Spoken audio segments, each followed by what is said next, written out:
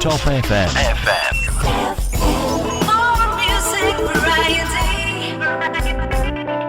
Mungkin juga ada saran Mas untuk para orang tua biar nggak kayak gitu Mas. Ya tadi bahwa untuk proses pendidikan itu harus dialami. Kalau beli ijazah itu bisa begitu. Tapi kan yang penting dari proses pendidikan adalah proses dia berkembang, kemudian mendapatkan pengalaman, mendapatkan masalah, bukan hanya selesai secara kuantitas saja ya, 6 bulan. Sehingga saran saya orang tua di rumah ya harus tetap melibatkan anaknya, mengatur anaknya untuk tetap belajar walaupun pandemi tadi. Khususnya di IPA ya memberikan percobaan yang terjangkau, sederhana tapi menarik begitu. Ya, dan ini untuk saat ini kan sudah masuk di tahun ajaran baru Mas. Ini khusus Kaprodi sendiri di PGSD Universitas Peradaban sendiri ini seperti apa Mas strategi untuk biar orang tertarik masuk gitu loh, karena di masa pandemi ini kita kan untuk hampir lockdown lah untuk pendidikan. Nah, dan mungkin ada strategi sendiri untuk teman-teman dari Universitas Peradaban dalam menyikapi hal ini. Untuk kuliah begitu ya? Untuk kuliah. Ya, jadi memang pandemi ini sangat berdampak Mas dari tingkat dasar maupun tinggi. Khususnya kami tinggi yang di pendidikan tinggi ya. Jadi saya bukti nyata lah, ibarat kata bukti nyata bahwa benar apa yang dikatakan para ahli pendidikan itu sebagai salah satu alat untuk meningkatkan taraf hidup atau enggak kesejahteraan hidup. Analoginya kalau kita diberi sawah 5 hektar dijual, uangnya kita gunakan untuk beli barang-barang atau kita konsumsi hilang. Tapi kalau kita gunakan untuk menanam ilmu atau mengenyam pendidikan, setidaknya banyak hal yang diperoleh selain yang sifatnya material ya, pola pikir. Nah, di masa pandemi ini memang semangat masyarakat untuk berkuliah memang agak sulit saya lihat daripada tahun kemarin. Menurun ya. Sangat-sangat berdampak Mas. Nah, sehingga apalagi di Indonesia itu bahasanya wong burung bisa tenang. Karena korbannya yang positifnya sudah sering naik, fluktuatif begitu ya.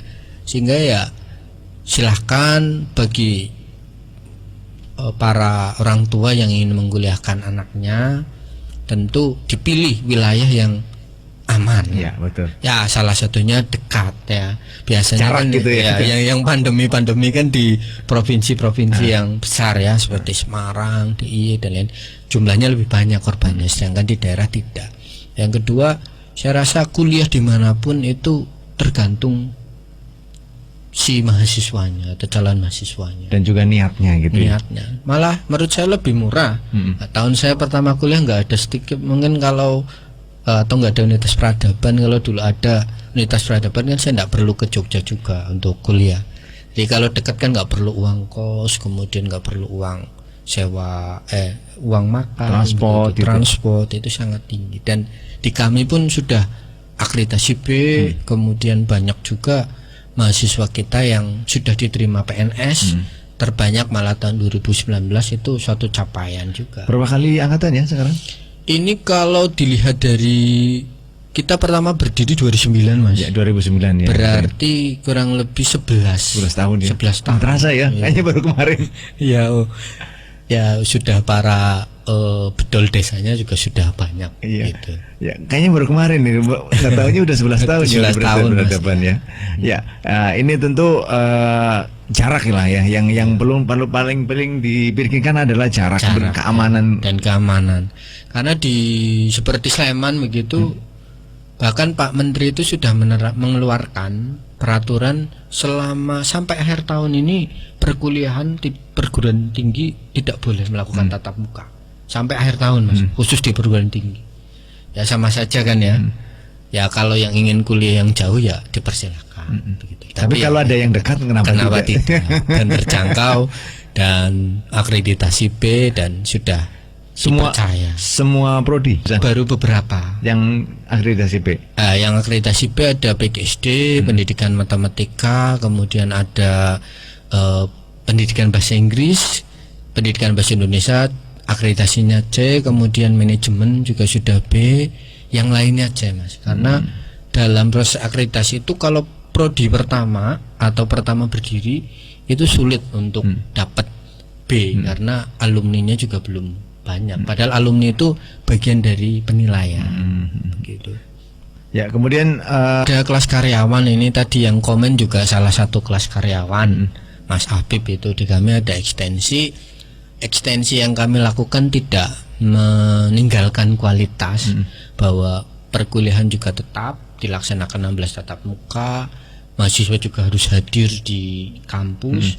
Kalau tidak memenuhi absen ya kita tidak izinkan untuk UTS atau UAS. bukan kaleng-kaleng lah ya, berarti. Kan, kalau kita memfasilitasi yang ingin malam-malam mendapatkan pahala. Gitu saja. Ya, kemudian juga ini terakhir mungkin Mas Winarto untuk pesan untuk para guru dan juga kepala sekolah untuk mendukung pendidikan di masa pandemik ini.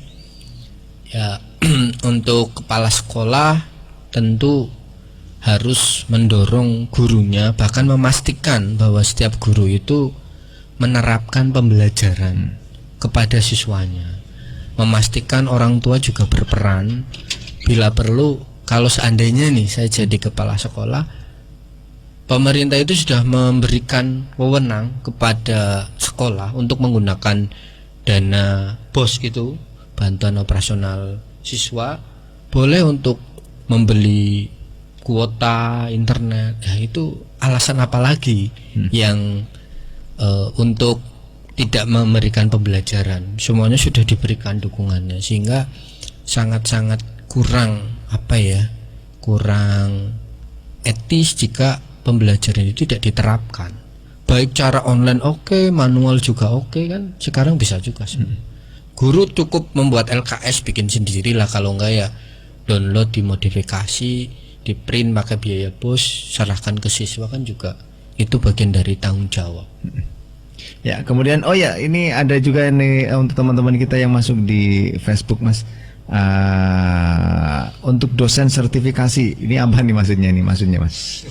Oh ya, jadi itu panggilan saja untuk saya begitu. Oh gitu ya.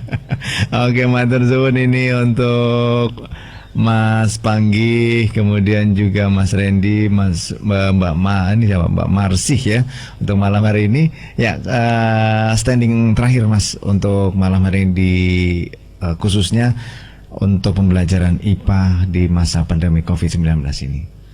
Jadi sebelum kita closing. Terakhir ya. Nggih, monggo.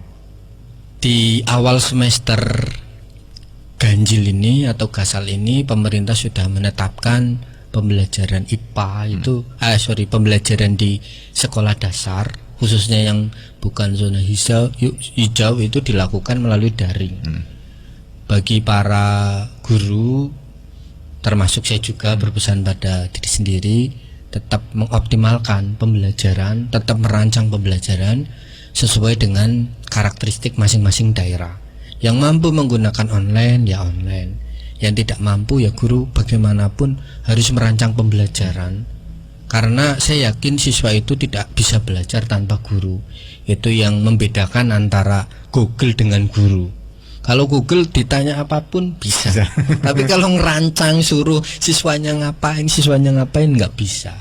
Dan disitulah ada interaksi, ada hubungan antara guru dan siswa. Menurut saya begitu, sehingga pesannya adalah masa pandemi marilah kita tetap mempertahankan pembelajaran di sekolah dasar agar mutu pendidikan kita tetap terjamin. Dan tadi dari kata-kata saya di awal, siapakah yang pertama masuk surga? Itu guru SD. Dan siapakah yang pertama yang memberikan dosa turunan ke tingkat berikutnya? Guru SD. Sehingga Guru SD ini si malakama, monggo mau jadi surga tertinggi atau neraka paling rendah begitu. Itu menurut saya Mas Wahyu. Ya baik, terima kasih Mas Winarto MPD, praktisi pendidikan sains dan juga Kaprodi PGSD Universitas Peradaban. Dan oh ya, jangan lupa juga untuk teman-teman yang mungkin tahun ini lulusan walaupun tidak ujian tapi tetap diterima ya. Tetap diterima. Sangat terbuka. Kita masih membuka sampai awal September. Awal September ya. September. Itu gelombang terakhir. Ini gelombang terakhir. Untuk September itu gelombang terakhir. Ya, terakhir. Ya, jadi untuk teman-teman warga masyarakat Kabupaten Brebes khususnya yang ada di 6 wilayah di Brebes wilayah selatan, ya karena memang masa pandemi ini memang masa yang sulit. Ya, kalau ada yang dekat kampus yang dekat, kenapa tidak? Kenapa tidak? Sama-sama berkualitas dengan yang di daerah. Dan akreditasinya juga sudah B ya. Jadi dan ini tentu sangat bisa dimanfaatkan oleh teman-teman kita, adik-adik kita yang ingin melanjutkan ke jenjang pendidikan yang lebih tinggi lagi. Ya, dan sekarang sudah universitas ya tentunya. Jurusnya sekarang apa aja Mas? Mungkin kalau di kami ada 4 fakultas. Ya, fakultas. 4 fakultas. Yang pertama tadi yang paling tua nih, Fakultas Keguruan dan Ilmu Pendidikan. Yang itu ada 4 prodi. Guru SD atau PGSD, guru matematika atau pendidikan matematika, guru bahasa Inggris atau PBI, dan guru bahasa dan sastra Indonesia. Ini yang awal ya, yang pondasi ya. Yang pondasi awal itu kita 3 prodi sudah akreditasi dan 1 prodi sudah C. Dan jangan takut untuk para calon mahasiswa sekarang C itu sudah boleh PNS. Wong kita kalau saya hitung itu 50-an alumni yang dari keguruan saja sudah PNS dari tahun pertama lulus. Yang kedua yang Fakultas Ekonomi dan Bisnis itu kita punya prodi manajemen dan akuntansi. Itu manajemen sudah B dan akuntansi ini akan akreditasi. Insya Allah B lah. Kemudian ada FISIP, Fakultas Ilmu Sosial Politik, itu ada 2 prodi. Ilkom nih yang seperti Mas Bayu ini penyiaran dan satunya hubungan internasional. Itu akreditasi tahun ini, seharusnya awal tahun tapi karena pandemi akreditasi pun molor Mas. Bahkan hal yang tidak lazim, akreditasi sekarang online Mas sistemnya. Itu hal yang paling tidak lazim. Cara ngecek kok online gitu. Bisa dimanipulasi gitu. Manipulasi. Banyak. Pas ditanya pura-pura aja sinyal hilang. putus gitu.